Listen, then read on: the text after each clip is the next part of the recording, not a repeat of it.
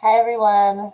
Sorry I'm a minute late. My computer was being weird, but we'll give it another like 2 minutes and then we will start our introductions. Thank you all for calling in more on time than I was. Thank you.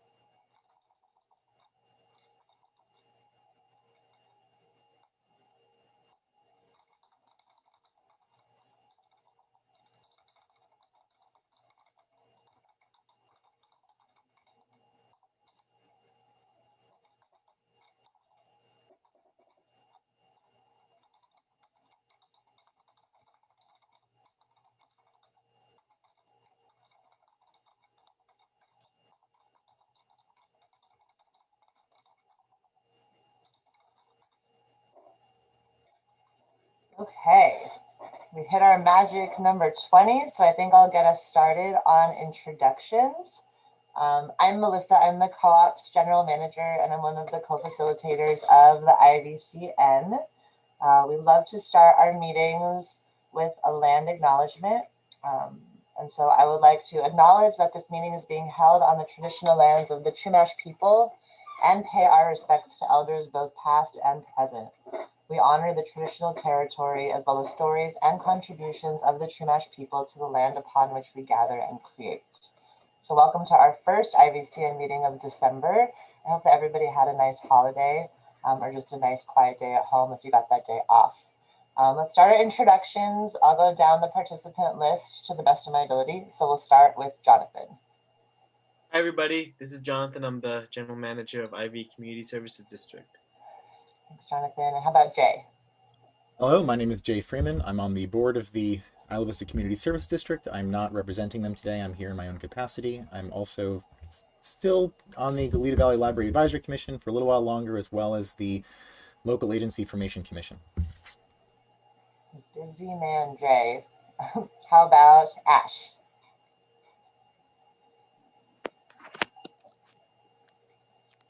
I'm Ash, they, them. I'm just representing myself today, but I'm one of the Ivy Parks board directors.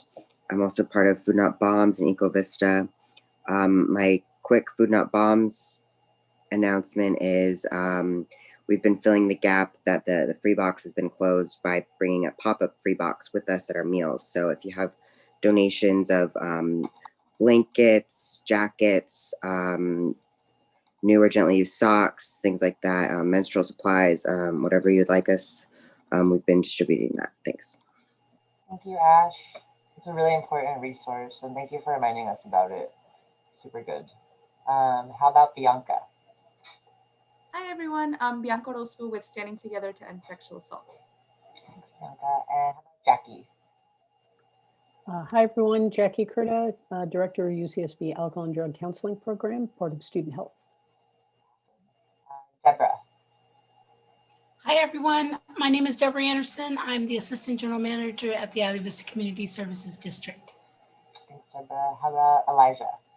Hey everyone, nice to see you all. Community engagement with Cookies Cannabis. No update. Thank you. Gary.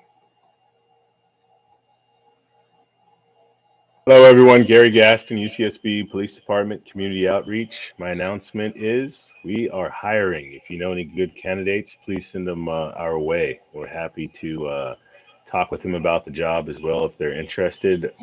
And yeah, I think we're looking for approximately 5 or 6 people. Thank you. Thanks, Gary. If there's a job description or anything like that, you can send it our way. We can pump it out through the network if that's helpful at all. How about Gina? All right. Hey, everybody. I'm Gina. I work for 3rd District County Supervisor Joan Hartman. I'm going to jump off the call at 12:30 because the governor is going to have a much anticipated press conference, which was just bumped from 12 to 12:30. So that's why Joan is not on. And I don't know much about what he's going to announce other than I just got indication that, let me see. I just had it open. I don't think he's going to do a statewide shutdown. It sounds like, and this isn't verified, he, instead, the state's going to be divided into 5 regions, and a lockdown status will depend on hospitalization and or ICU data based on those 5 regions. So that's pretty vague in terms of, I don't know what region we'd fall into. I just hope that LA County is not part of our region. And I'll mention that in terms of our neighboring counties, Santa Barbara's rates are certainly increasing, as are most counties in the state, both hospitalizations and ICU. But our numbers are still, and our testing positivity is significantly lower than our neighboring counties. So it's a testament to, I think, the citizens of our county. And so that's pretty much all I've got. If anybody has Isla Vista has done tremendously in keeping numbers down. Yeah, Isla Vista's gone a long way. Does anybody have any questions for the 3rd District office? Do you have any other updates? Oh, yeah, go, Jackie, go for it. Sorry. No, so Gina, I work closely with the neighborhood clinics, and their CFO, Nancy Tilley, contacted me when I guess they learned that they would have to relocate their COVID testing that they do periodically, because they currently use, I guess, the parking lot that 3rd District is looking to utilize for the pallet setup. So is there a date, a real like kind of date firm for that when you need to relocate them? I'm trying to work with our transportation department at UCSB to see if she can use our parking lot. So. Hi, Jackie. This is Deborah from the CSD. Hi. We had worked something out with the Santa Barbara Neighborhood Clinic about the testing in that area. And if you want, we could talk offline about that, because we did present them with a solution. Okay, was that pretty recent? Because if so, I'm happy to just step back if Nancy's connected with you all. That's great. Yeah, that was just earlier this week. Okay, then fantastic. I'll call you later. I'll call you. Fantastic. Thanks. Okay. Awesome. In the interest of time, does the 3rd District want to offer any other updates now if you're jumping off the call at 12:30? Would that be helpful? Yeah, if that would be okay with the rest of the group, I think we have something important to talk about. But do we want to start with 3rd District? Do we want to blast through introductions? Okay, 3rd District looks like lots of thumbs up. Let's go 3rd District, and then we will come back to intros if everybody's good with that. As many of you know, after the tragic death of George Floyd, the county has done some soul searching and tried to foster a process with the broader community. We've had 2 meetings, and then yesterday was our 3rd meeting where we had set some money aside, really almost half of our discretionary money, which was only $500,000 from the last budget cycle, to be allocated to inclusion and equity initiatives. And so that staff report came back to the board. And there are a number of initiatives related to diversion, criminal justice reform, how we can divert people from the jail, We've done a lot of work on that in the past, and we continue to do work. It's going to require a lot of budget during the upcoming budget hearings. So I'd like to just focus on more what we allocated some of the money for in a more that isn't part of the criminal justice piece of it. We plan to create an equity and advisory outreach committee. Some of that is already, it's working with 20 BIPOC organizations already, and we intend to coordinate that with the Center for Publicly Engaged Research at UCSB. And that was a directive that came from our office and that the board agreed with, because they've done such a great job in public health. Then there's also funding for the arts, and there's 30,000 for a county listen, learn, and share, again with these 20 organizations. And for the first time ever, the county will be providing stipends for people to participate in this process.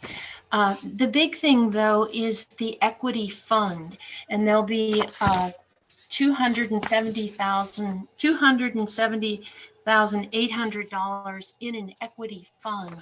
Initially, that fund was to be funneled to various organizations through the county process, but our office suggested that instead the committee that this BIPOC group, or the people who will be served by this, should actually be the ones who are coming up with the criteria and making the decisions. And so that that's an equity fund that will be available for initiatives, some of them coming out of the listen and learn process. So it's for the community to come up with ideas for programs and initiatives that further equity and inclusion throughout the county. So that I was very pleased by that aspect of it, yesterday's meeting. Any quick questions?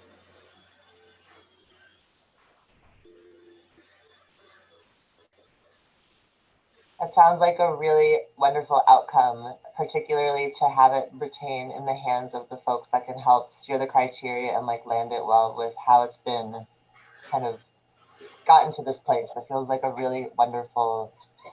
Yeah, sometimes RFPs and the whole process can be very intimidating. So I am excited about that, you know, we'll learn different ways of doing things and engaging people who we want to serve and don't always do the best job of it. So it's a big step forward, I believe. I think, Jay, did you have a question, it looked like? Yeah, so barring any other questions that are more directly focused on this topic, I know one of the big reportings of that meeting on Tuesday was Nick Welsh's article about the lack of interest in civilian oversight boards and with the Sheriff's Department. And since you were actually called as the one person at the meeting who did seem to care, I don't know if you have any comments on that aspect of the meeting or where that could go in the future. Yeah. Citizens oversight commissions were recently authorized in state law. However, they were set up so that these commissions can advise the Board of Supervisors about the sheriff's activities. So they're narrowly defined in state law to address the authorities that the Board of Supervisors has and to advise the Board of Supervisors. Well, the Board of Supervisors establishes the budget, but we do not have management authority. And I can tell you, this is something of a frustration for the board because we give the budget to the sheriff and he overspends typically by millions of dollars, and we just have to write a check, and that comes from other places. So it's a fundamental division of authority. So So point number one is these commissions don't have a great deal of authority to do the kinds of things they'd like to do. The other thing is that they're very new. And so exactly what they do and how they operate. Law enforcement requires a lot of technical background. It's not exactly, it needs transparency, it needs citizen engagement, but you also have to understand something about law enforcement. And so how these can work well is still something to be determined. And where they've jumped too soon, they have often generated a lot of controversy and taken a lot of money and a lot of support. So the board as a whole, my hope, let me speak for myself, is that we're going to see how these work. Our resources right now are focused on reducing the jail population and diversion programs, and I'm eager to do a lot more than we have thus far on restorative justice. And so, especially during COVID, we only have a certain bandwidth, and we expect our budget to be smaller next year because of the expenses associated with COVID. So in establishing priorities, reducing the jail population with these other programs is priority number one. And I think we can come back to oversight once we have a better idea how it can work well. And that may be something that will come out of these community discussions as well.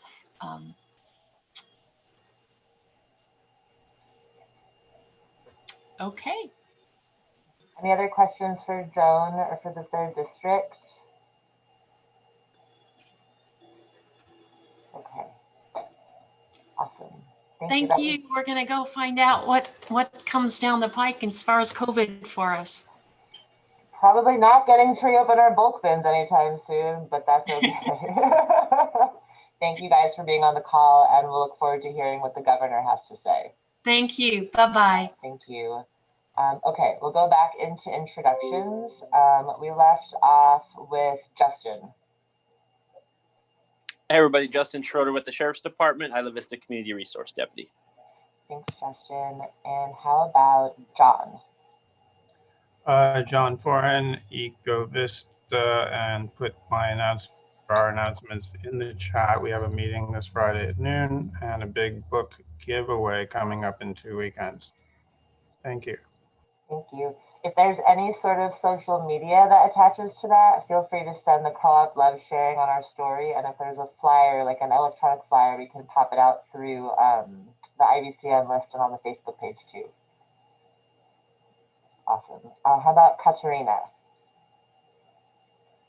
Hi, my name is Catalina Zamora, and I work with the County Behavioral Wellness Alcohol and Drug Program. Leonore. Hi everyone, Leonore Reyes, St. George Youth Center. One of the updates is we have the Lights, Love, and Community event starting tomorrow about 5:30. The rest of the lights are going up on the building right now. And we've gotten some great feedback from the community already, thanking us for thinking of them and the kids, especially during this time. So I think everyone's really excited to see the lights and just to feel the holiday spirit, even if you're just driving by safely. So welcome everybody to come by and check it out starting tomorrow throughout December. Thank you for that, Leonore. And I've seen, we're lagging because it's on me to put the lights up, but we will put lights up. But I've seen a couple businesses starting to put lights up also. So that feels really sweet and exciting and just a little lift. So it's a really good idea. It's super fun already. How about Lisa Osborne? Hi, I'm Lisa Osborne, KCSB News. No updates. Oh my gosh, chat. The participant panel is going crazy. Lori. Hello, everyone. Hi. Lori Pryor, UCSB Alcohol, Drug, and Counseling Program. Thanks, Omari. How about Lori? Hi, Lori Goodman, Isla Vista Youth Projects, and I apologize for being late. My internet was down. We had a parent test positive, and our preschool, 3 of our classrooms are quarantining or closed. We are anxiously awaiting the governor's remarks. stressful. Thank you for the transparent reporting of the positive case. I think it's hard to decide to be transparent, but then ultimately it feels really important for our community. So that's amazing.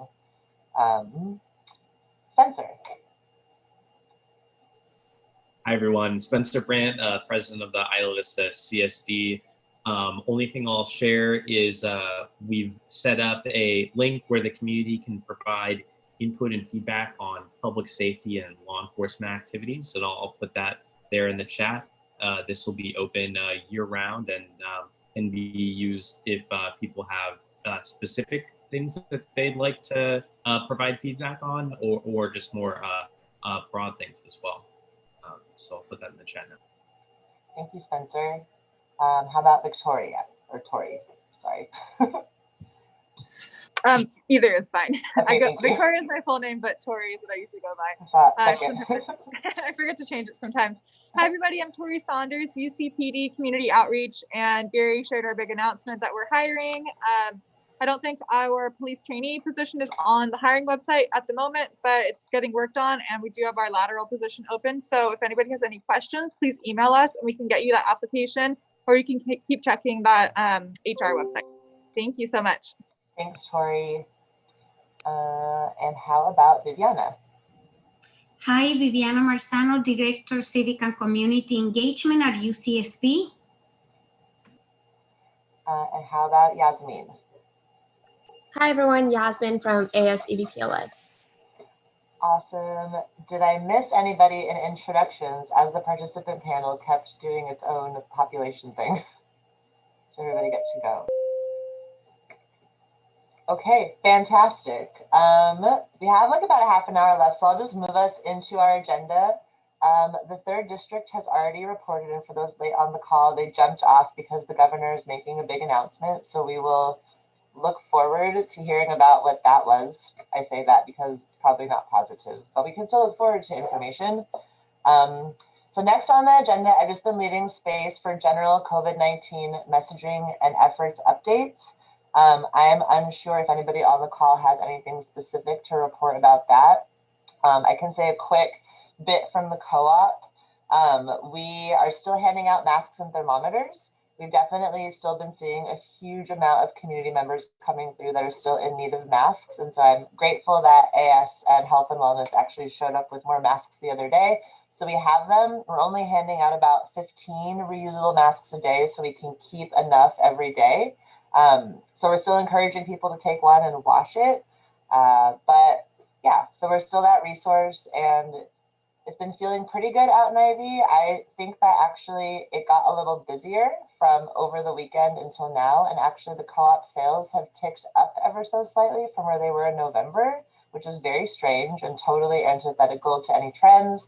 So I'm still unsure what that means in terms of total population, but it feels slightly busier, but still not that busy. So that's a little COVID update from the co-op. Oh, we also are selling hand sanitizer in bulk, and we also have gallons available for wholesale pricing. So if you have an entity or a business and you want access to plant-based, really clean hand sanitizer, but in a gallon, we have that now. That's a little co-op update. Does anybody else have an update specific to COVID that they'd like to share?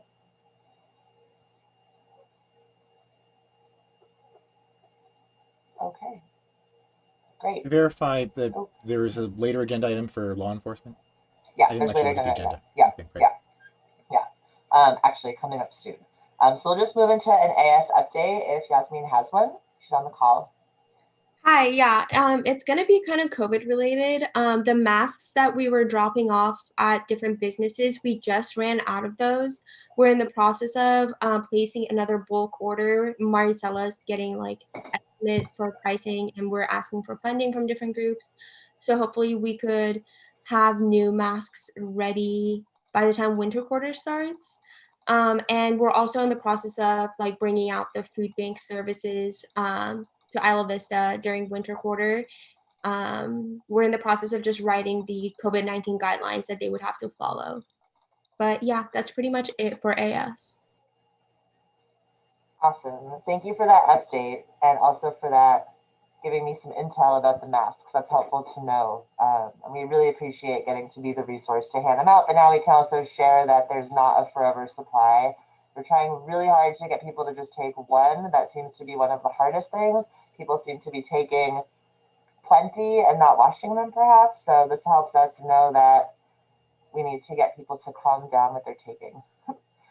Any questions for Yasmin or just AS General? Okay. Gary's question about hand sanitizer. I think we landed on $40 a gallon.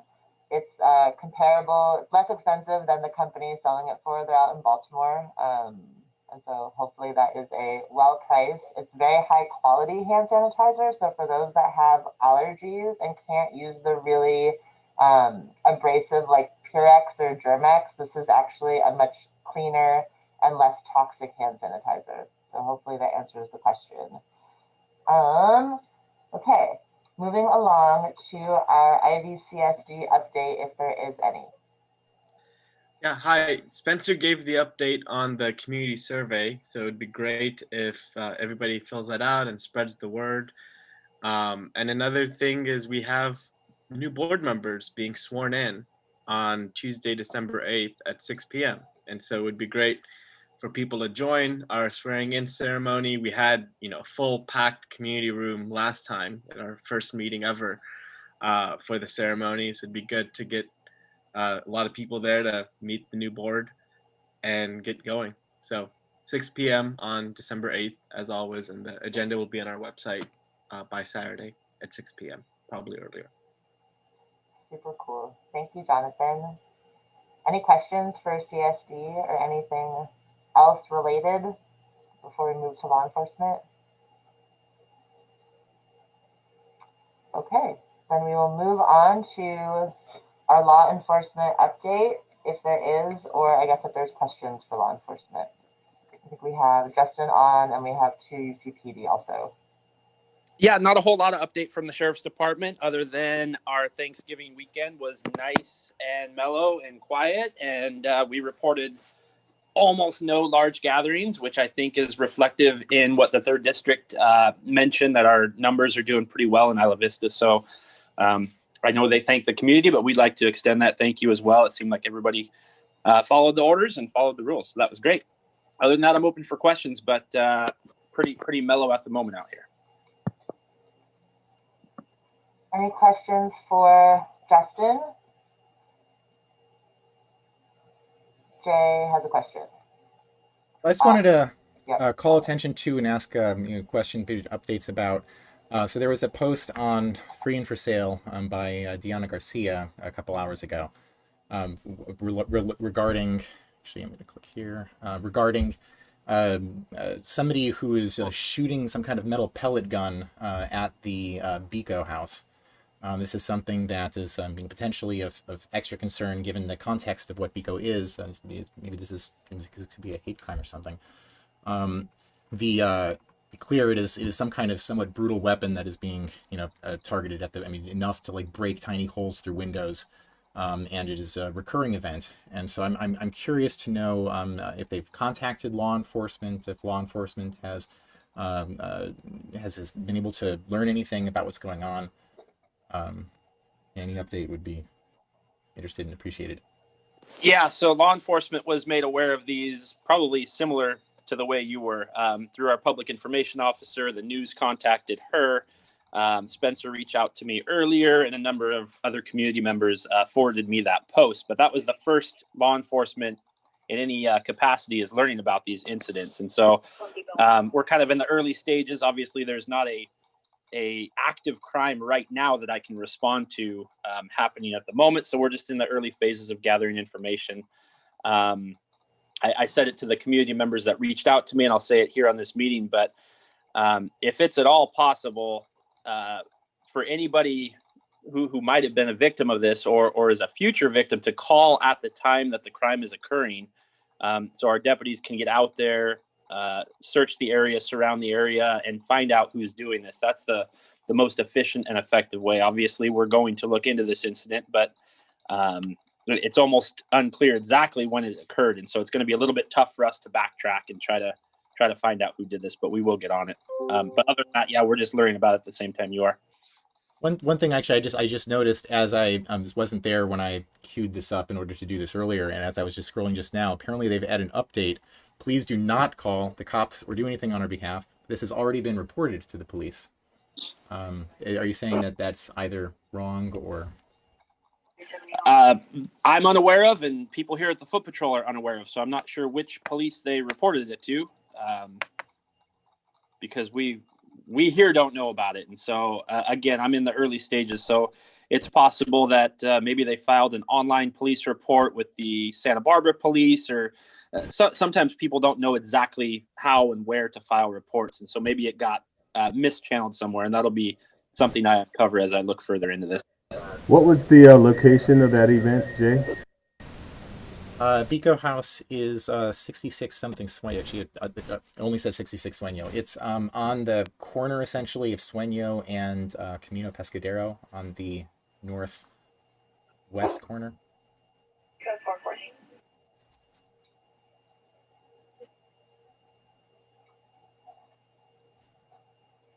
Thank you for bringing this up, Jay. I also saw that post today, and it was fairly terrifying.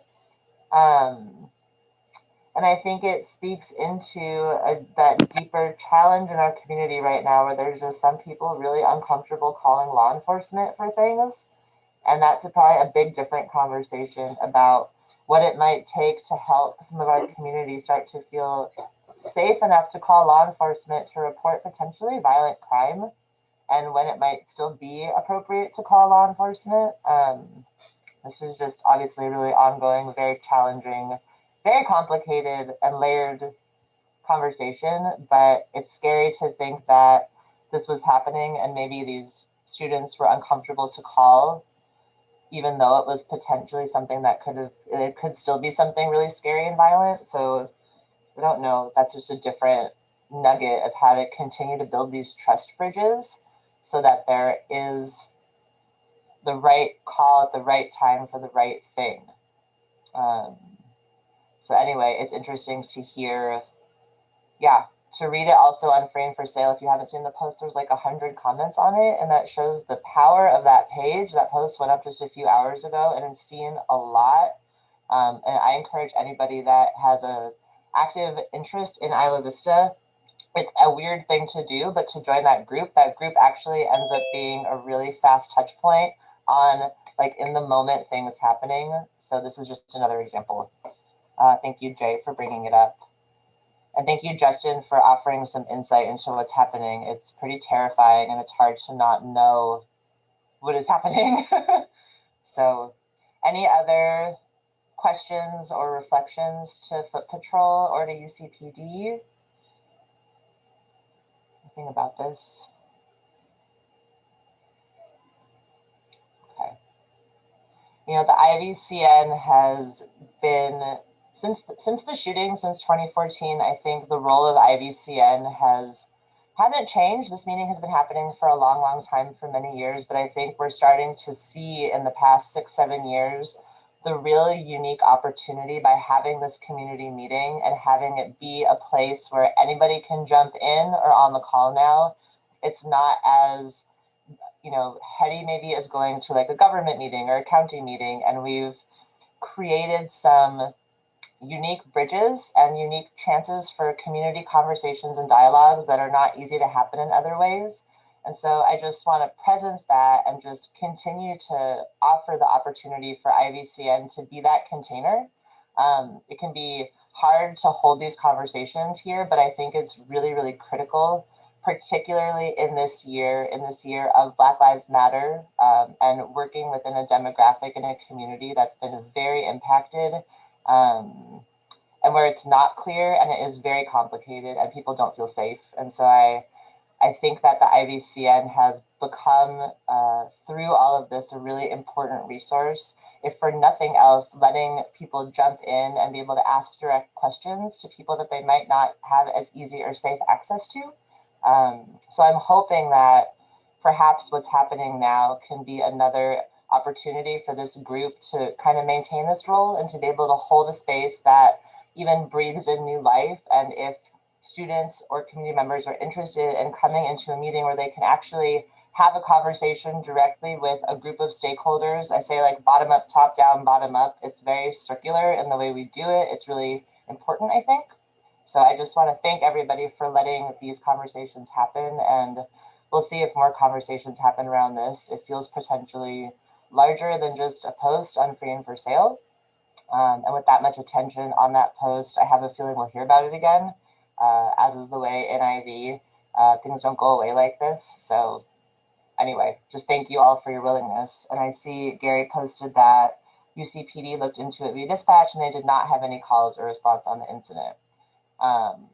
It's kind of scary to think about that this was happening, I guess, according to the post multiple times, and maybe law enforcement wasn't called because maybe these students didn't feel like that was the right direction or the safest outcome. So Yeah, just for clarification on that, we typically wouldn't, but so when our officers are working at the foot patrol office, we work with the SO, and so we'd work through the SO dispatch.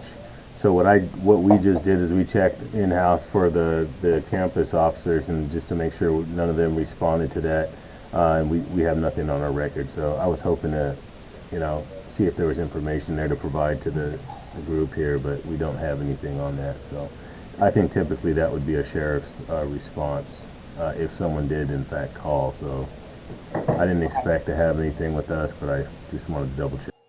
thank you for checking. Yeah, it's interesting to think about like, the pathways, the behind the scenes of how like the administrative pieces work. So that's clarifying. And I think Spencer posted asking about an investigation into ballistics that can take place, that residents still have a number of these pellets. So maybe Justin can speak to that. I can go collect them. The pellets aren't really going to have any ballistics to speak of connected to a gun or any specific person, but I can collect them as evidence in the case as we go forward. Cool. Yeah, the only reason I mentioned is someone speculated in the comments, someone I think who was into pellet guns or whatever, that they might have serial numbers on them. I don't know if that would help. The actual guns will, but it doesn't imprint anything to speak of on the actual pellets themselves.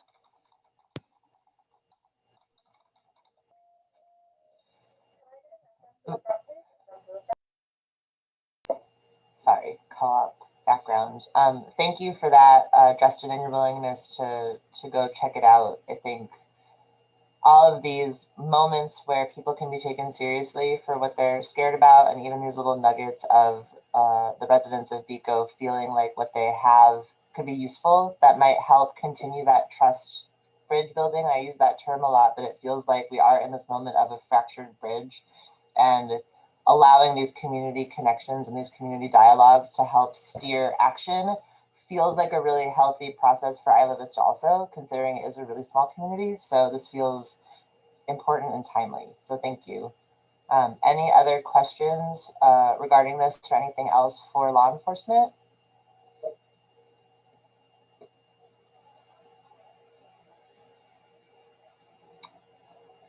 Okay. Not a light way to wind up a meeting. We have about 20 minutes left, so I'm not sure if there's other topics anybody wants to bring forward. If there's anything else on anybody's mind while we have all of us on the call, there's still 20 of us sitting here.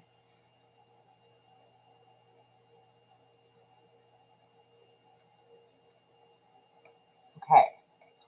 Well, the chat panel went off today with some really amazing and quite inspiring opportunities to engage. So I just want to bring everybody back to the chat. We have Ash posted about collecting for the free box that's on the move now, happening at Merton House. Eco Vista has a bunch of really cool things coming up, including their General Assembly. We also have a link in for the CSD's survey about policing. And we also have a flyer about the holiday lights lighting up the parks and businesses in Isla Vista, which feels special this year, a little bit of light in this time of less light. And if you wanted to see the post that Jay was referring to, he did drop a link in the chat. I think it is important. If you don't work out in IV and you don't, work around the student community, reading their reflections feels incredibly important to understanding the current lived experience of the student community.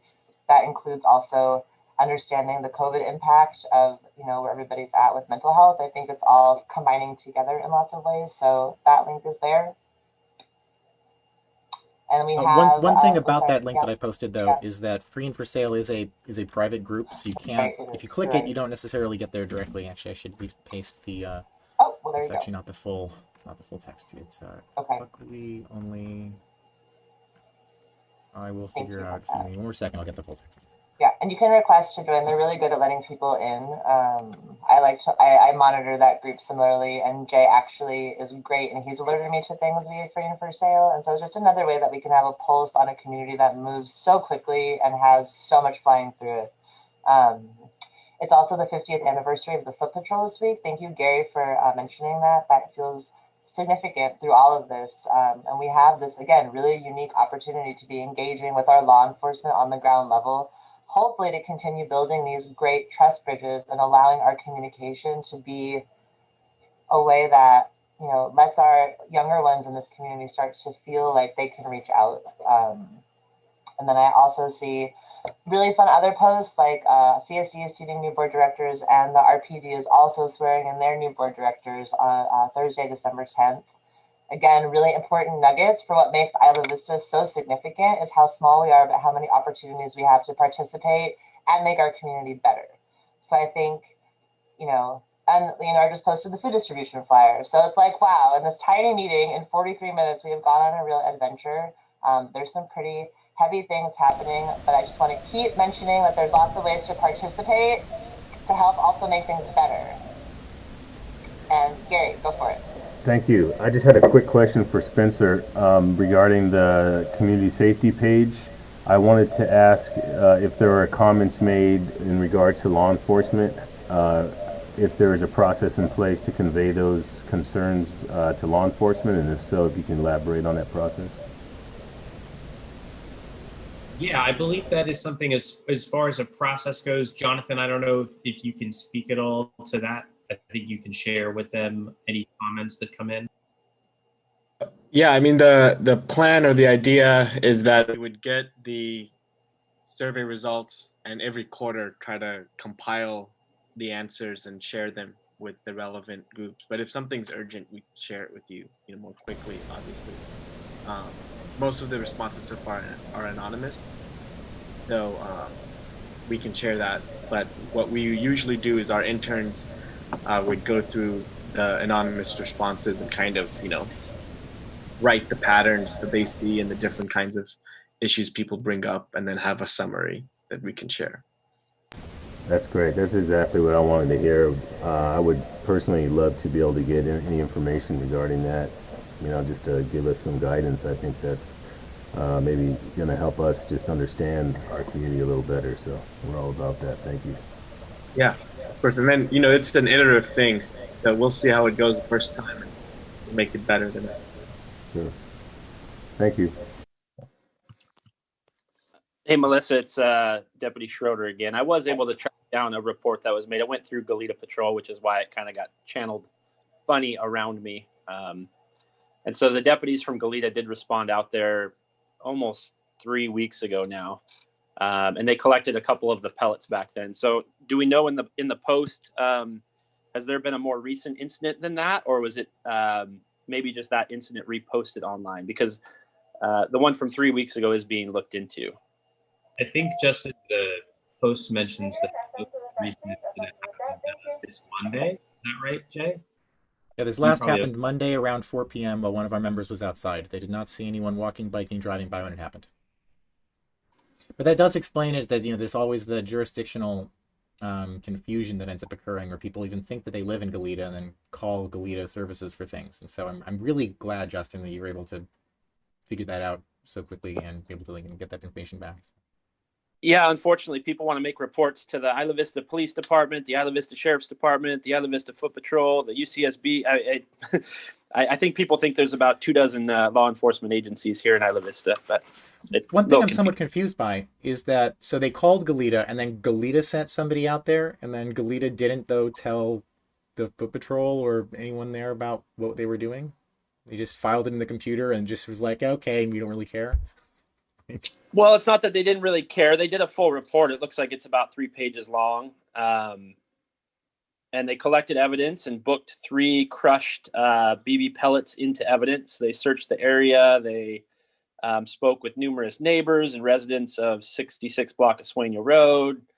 And they were unable to locate anything at that time. And so likely that was entered in a recap that was for Goleta. The Isla Vista guy, so I routinely monitor daily the Isla Vista recap. And so that one probably, I don't read the Goleta recap daily. And so that one probably just got put on a different recap than I generally read. So it's not that they didn't care or no investigation was done. It was just that I personally wasn't knowledgeable about it. Do you think, just a quick follow-up to that, and maybe you don't know the answer, but would the residents have been followed up with at that point? Like, is that how the protocol would work, that Goleta would have followed up so that they knew that it was being furthered in an investigation? Generally not. Even if it was Isla Vista or myself, we really, with any crime, we rarely follow up with the people. And that's probably one thing that could certainly be improved on with law enforcement across the board. I think it's just a time thing where you go one to another. And if there's no new evidence or no new information, there's really no reason to follow up. But I see the other side that, like, hey, I'd kind of like to know what's going on, other than just you read the end of the report and it's just 2 days later, case suspended pending leads. And so for us, I guess, just giving you guys insight, there's no reason for us to go out there and say, hey, your case has been suspended. But looking as the victim of a crime, you'd kind of probably like to know that information. And so that's probably something across the board we could do a better job at. Thank you for that insight. Sorry, Spencer, I think you're about to say something. Yeah, no, thanks for that, Justin. And I was just going to share, that I think obviously taken in isolation, each of these incidents are a little scary. It's scary to have a pellet shot through your window, but then taken as a whole of the group of incidents, it starts to look like something much more hateful and scary. And it could be very possible that the residents aren't aware that they need to make a report each time in order for law enforcement to be able to establish that pattern and then see, the parts as a whole, right? So I don't know, maybe it'd be good to make contact. It sounds like you're doing that with them. So thanks for looking into this.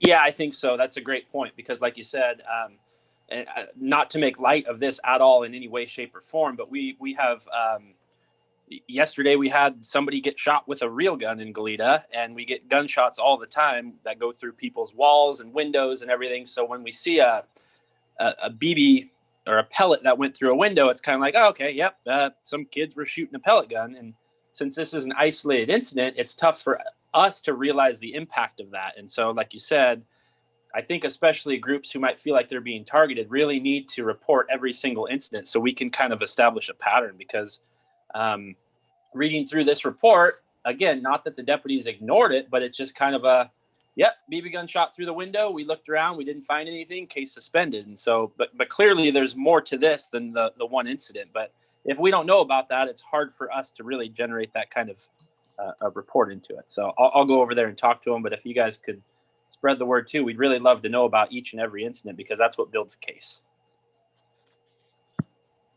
It's very interesting, as always, to learn more about the back end of police work. And I've talked about this before, like how illuminating it can be. And I got to say, that's the trust bridge part, like where it's really hard to know if you're not a police officer, you don't have all that information. And then as a victim, I would, assume it gets, you don't trust if you don't hear like a follow-up. And so I can see where there's an immediate opportunity, maybe just in how we close the loop on some of the conversations. And maybe it's specific to Isla Vista, I don't know, but it's really cool to hear, Justin, and thank you for giving a little bit more of that lens. And for if there are students on the call, to help continue to have that dialogue about how important it is to call so that you can set that stage for if it's multiple issues. And that, who knows what happened here. It sounds like maybe that wasn't handled, and maybe in part because these students didn't think it was being taken seriously because there wasn't a follow-up, because that's not traditionally what would happen. And so how do we continue that continuity piece that maybe isn't inherent to current culture or process around how police work happens? I don't know. It's very interesting to learn about, though. Any other follow-up about this, or questions or comments?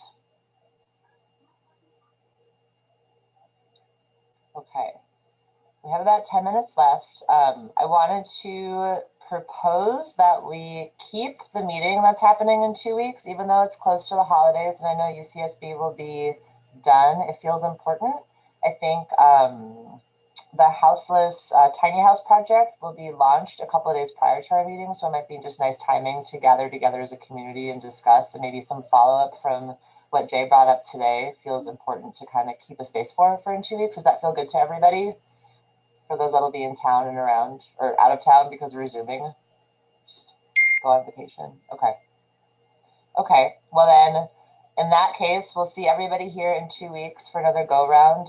Thank you, everybody, for coming through this meeting. We talked about some unintentionally heady things, but it feels really healthy and productive to get to share in these dialogues. And I'm grateful for everybody on the call, and really grateful for law enforcement to keep showing up and having tough conversations and giving us more insight into how things work, and also for everybody working to make things better. Really, really appreciate it. Thank you. Thank you all. Have a really good rest of your week. It's good to see your faces, or most of your faces. Okay, bye. See you soon.